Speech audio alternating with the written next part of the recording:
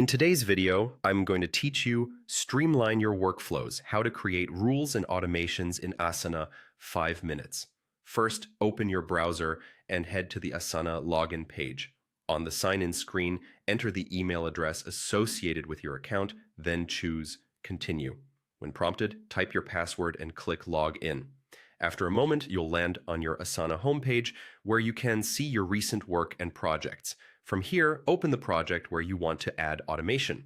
Rules are created at the project level, so make sure you're inside the correct project before you proceed. Once the project loads, look toward the top right and click Customize. This opens the customization panel, which is where you'll manage fields, forms, and importantly, rules. In the Customize panel, find the section for rules.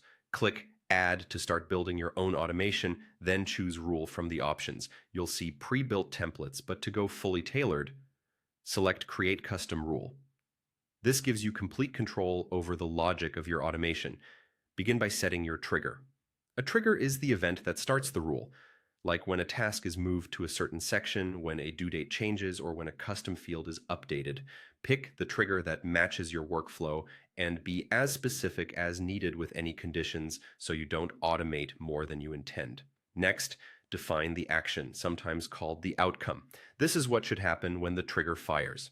Common actions include assigning the task, adding followers, changing a due date, updating a custom field, moving the task to a section, or posting a comment.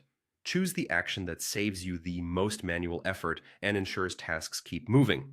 Then set the destination status or final state if your rule requires it.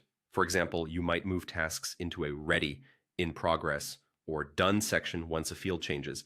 Make sure the destination aligns with how your team reads status across the project, so the rule adds clarity, not confusion. Before you finish, give the rule a clear name so teammates understand what it does. If you can, test it with a sample task to confirm the trigger and action behave as expected. When you're satisfied, click Publish Rule.